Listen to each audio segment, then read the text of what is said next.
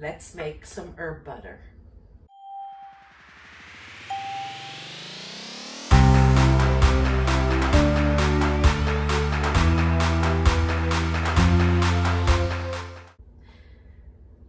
Hi friends, welcome if you are new and welcome back if you are a returning subscriber. Today on Carrie's Culinary Crafts, I am going to be doing my herb butter. I ran out of herb butter through the pantry challenge, so it is time to go ahead and get some more. I didn't make enough last year. I normally make about 50 pounds of it throughout the summer when my fresh herbs are plentiful. But last year I did not have a very good parsley harvest, so I only did about 30 pounds. So that got me through to the last week in February, which was the end of the 2023 Pantry Challenge. So take a little bit more to last me until my fresh herbs come in. Now what I have here, I have 15 pounds of butter. Right here, I got this from my local Amish store. They have butter in big 5-pound blocks, and I have some parsley here that I did have to buy from the store because it's still winter here, so I don't have any parsley. And I do have some basil here from my AeroGarden, and then I have some oregano here. Now, if I need any more basil or oregano, I noticed, I was just outside yesterday and I looked and I do have some new oregano coming up, so I might be able to pluck out enough of what I need there. And as for the basil, I have plenty more in my AeroGarden, so if I need more, I'll go ahead and get it. But for now, we're gonna go ahead and start. And basically with my garlic herb butter, all that I use is garlic, salt and pepper, lots of parsley. It is like 60% parsley, 50 to 60%, I would say. And then the next biggest ingredient is the basil. So I'd say like 25–30% basil. And then the least amount is oregano.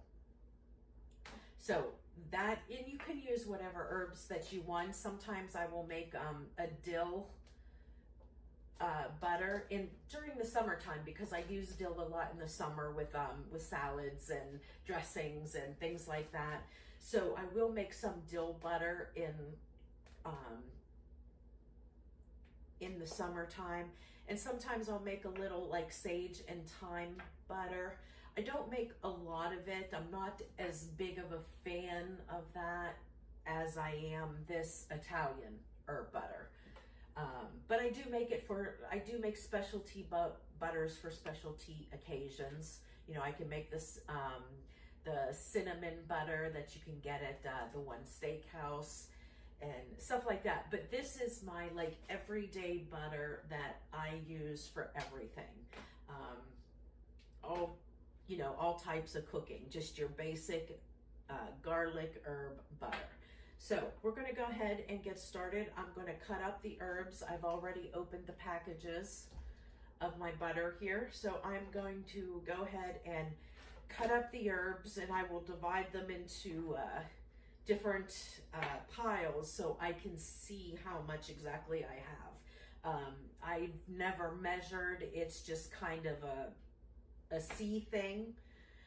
I just know that more than half is the parsley. So that is the main ingredient, and then your basil. Okay, I need a knife.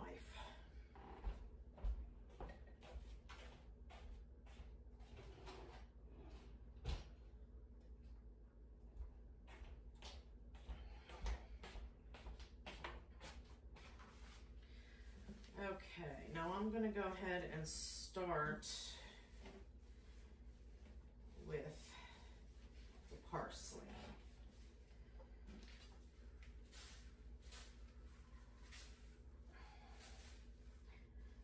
Now, if you have a very sharp knife, that definitely helps. whenever you're cutting herbs, because you don't even have to really press.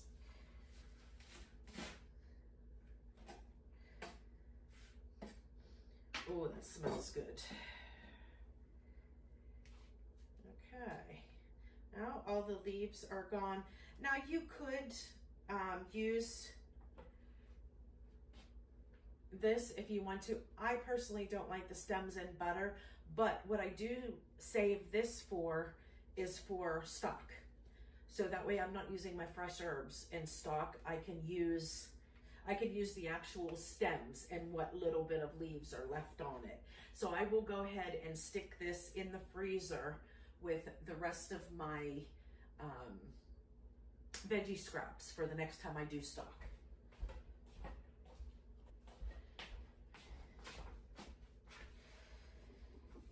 Okay. Now I'm just going to go through and just pinch off all of the leaves.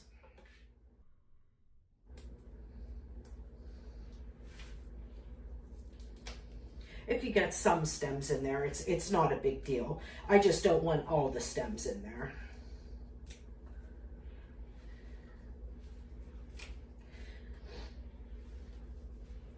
And you want to make sure that you rinse off your herbs, because they do come from outside and there could be little bugs in there or dirt.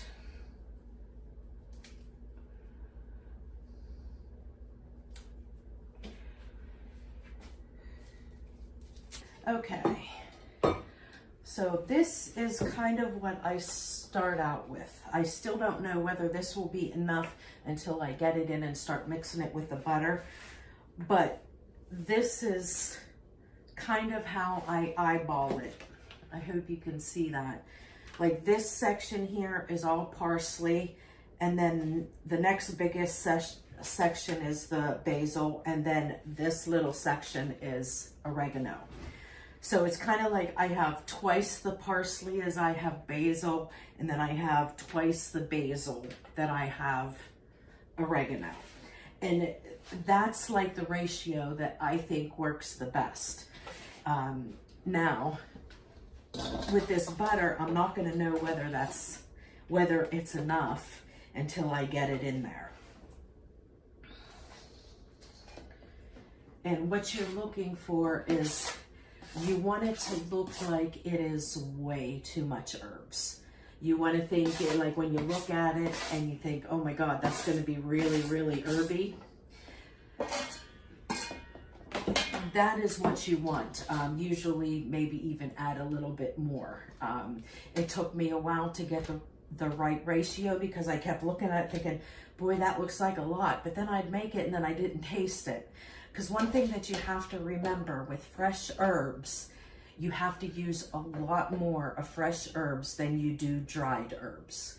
So the ratio is 3 to 1. You have to use 3 times the fresh herbs as you do the dried herbs. So if you're using a tablespoon of dried parsley, you need to use 3 tablespoons of fresh parsley. So just, you have to kind of remember that. Now, here, let me show you. This is what it looks like. And it does look like a lot of herbs, doesn't it?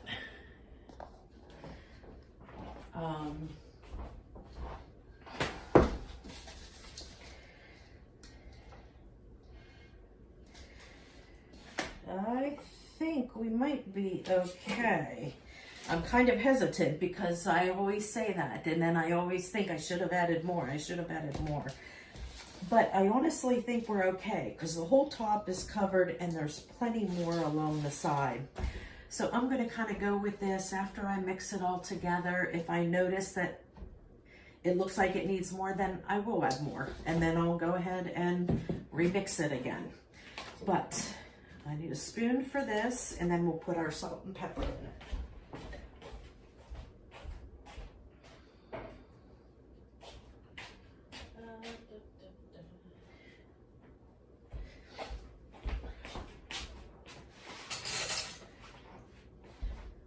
And I should have measured that for you guys. It's just something I've never measured. It was just always like an eyeball thing.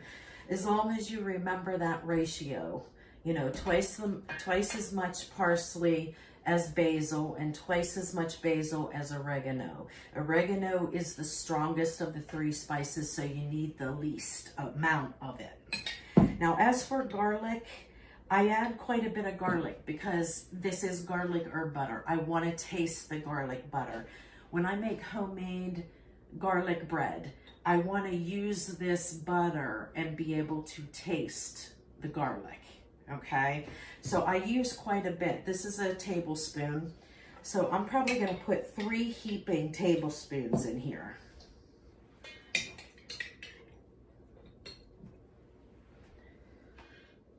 Four. That just doesn't quite look like enough, because you think that 1 heaping teaspoon per 5-pound log. That's not enough. So I'm gonna do 5 heaping tablespoons.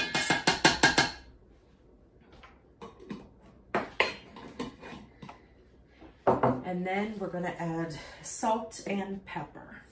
Now, depending on whether you use salted butter or non-salted butter, is how much salt you add.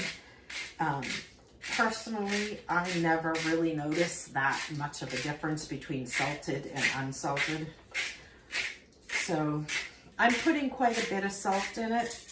It's probably going to equal maybe a tablespoon of salt.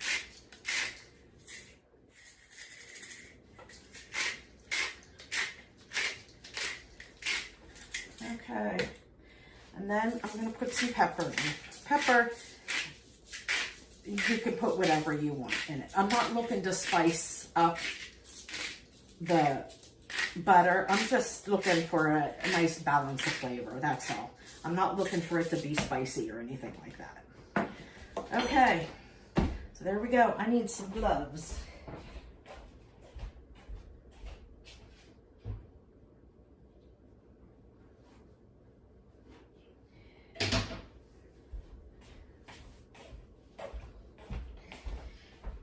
Now, honestly, there's no real good way to do this, but your hands work way better than using any spatula or spoon. I never even thought about it. I probably could have used the dough hook on the KitchenAid. That would probably work. I never even thought of that before. But I do know your hands work way better than spoons and stuff like that, because you can really get in there and you can feel that the butter's broke up and you've got an even amount of everything distributed. But it does want to like pull off your gloves. But we'll go ahead, we'll see how we do here. Wow, even though I had this butter out, it's still pretty hard.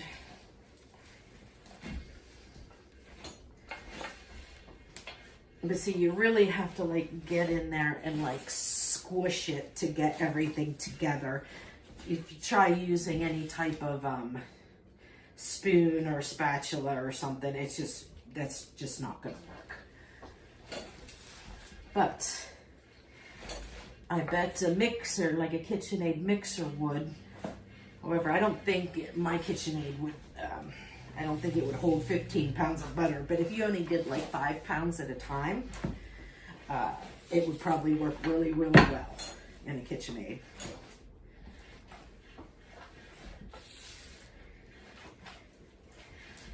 I wish you guys could smell it. It smells so good. And all I'm doing is I'm just going through and kind of like kneading it and squeezing it, just trying to get everything equally distributed amongst all of that butter.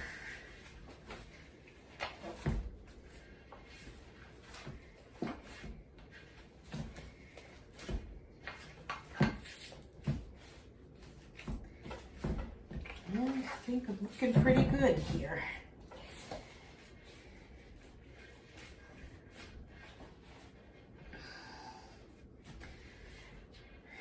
And just, you know, if you're going to make this, you don't have a place where you can get like a big log of butter. For years, I made it just by, you know, peeling open the sticks of butter. Just make sure you're using pure butter as opposed to like margarine or anything like that, because when you mix it, I have done it before, but one, it's not as good, and two, half of it disappears because of how much water content is in like your margarine.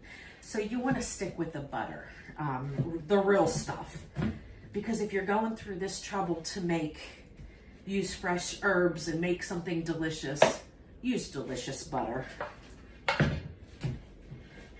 Okay. Now, you see that? Nice and thoroughly mixed. Now, what you want to do is you want to shape it in whatever size logs you want to do. Usually I do like 2 sticks worth, might end up maybe even more than that. But what I do is I just get like just a big log like this. Like this might be like 2.5 sticks of butter. Could be 3, I'm not sure if it's 3 or not. But you can do whatever size you want, because sometimes I'll even make smaller ones. Like if I plan on gifting these, I might make some smaller ones, because you never know whether that person is really going to care about our butter or not. But personally, I haven't found anyone that has not liked it. But I will make like different sizes, but it's totally up to you. And what I have like a deli paper down here. You could use wax paper or whatever, but I get these like deli sheets. They're like wax paper sheets, kind of like from this restaurant store that I go to. And I like to use that. And what I found works the best, and I didn't discover this until I got really, really tired of peeling the paper off of frozen butter. But if you flash freeze them first and then wrap them in the butter, then when you go to take the paper off, it comes right off. If you wrap them now and then stick them in the freezer, if you don't wait until it's completely thawed, then that paper is going to stick to the butter and it's just going to come off in shreds, and it's awful. Trust me, it's awful. So you want to go ahead and flash freeze them first. It will make your life so much easier.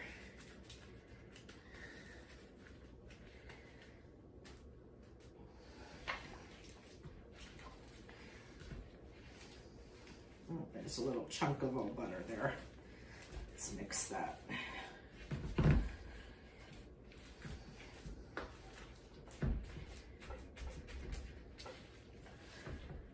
And I promise you guys, if you make this as easy as it is to make, I mean, it just takes a little bit of time cutting up the herbs.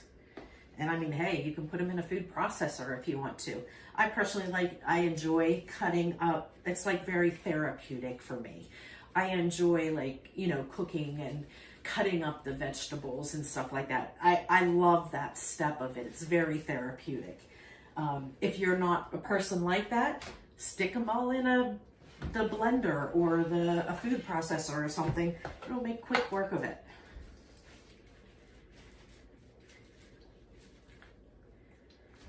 And then really, if you did that, and then if you used a KitchenAid, I would suggest only doing like 5 pounds or less in the KitchenAid. But then the only hands-on you'd have would be rolling them into logs or whatever that you wanted to do. And I also do cubes in these. Makes it perfect, especially like for my son. He loves the cubes because he can and then I keep them in the freezer. I'll put them in like the small ice cube trays and freeze them. And I have two different sizes. I have a 1 tablespoon size and I have a 2 tablespoon size. And I will freeze them in those. And he would just reach in and just grab a cube or 2 cubes, whatever he needed, if he was cooking something, and it's good to go. So I like to do it both ways, and I usually like kind of alternate when I do the butter. But since I am kind of full on here, I might go ahead and do some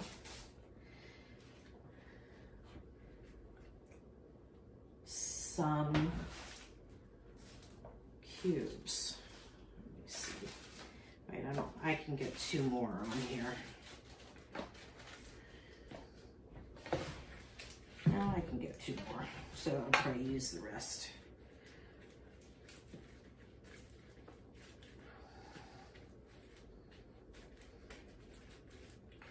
But I'm sure this isn't going to be the first and only time you guys are with me, because I do this several times during the summer. You know, the only way your herbs keep producing is if you keep cutting them and harvesting. So anytime that I'd have enough to make herb butter and, you know, have enough fresh for cooking and stuff, I would always go ahead and chop as much as I could so it can continue to grow again, and I can get a batch of herb butter made. And then I usually do it like this. I usually do like 15 pounds at a time.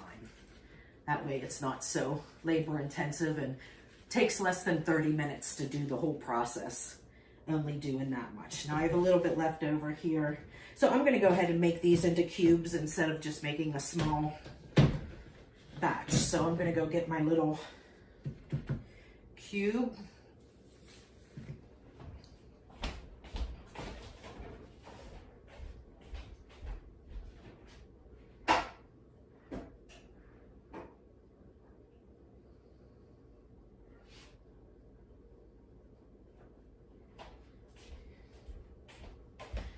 Okay, I'm going to use my tablespoon, 2 tablespoon size, because it seems to be that this is the one that's used the most.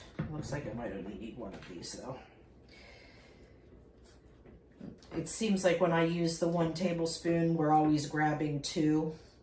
So maybe I'll just go ahead and just do the 2 tablespoon.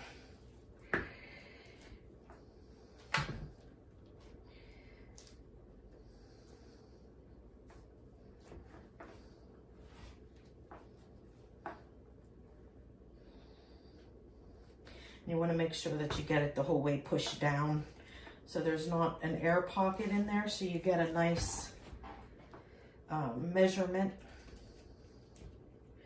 You know how everything always seems to need 2 tablespoons of butter or oil or whatever it is you're cooking.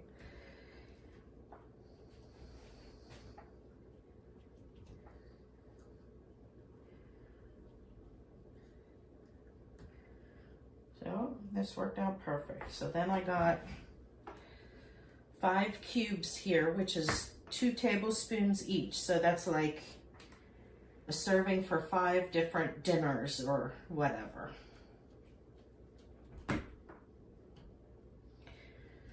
Okay. Oh, just a little bit more in here.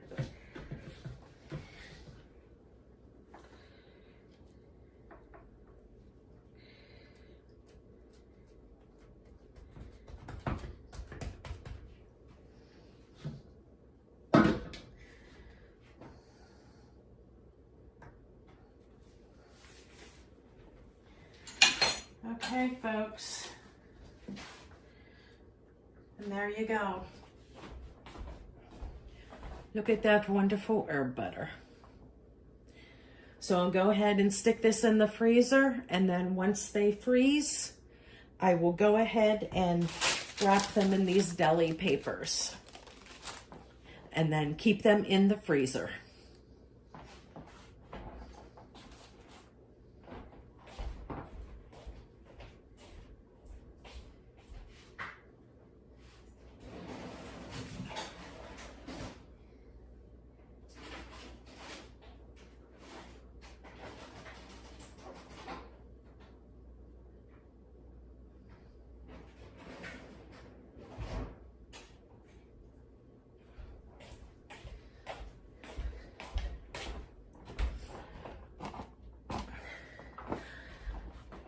Okay guys, I hope you like this DIY staple item for April.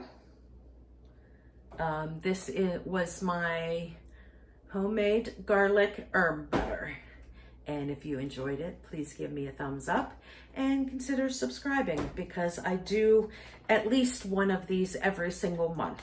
So, so hit that subscribe button and you can follow along all the wonderful things that we do on Carrie's Culinary Crafts. Bye friends.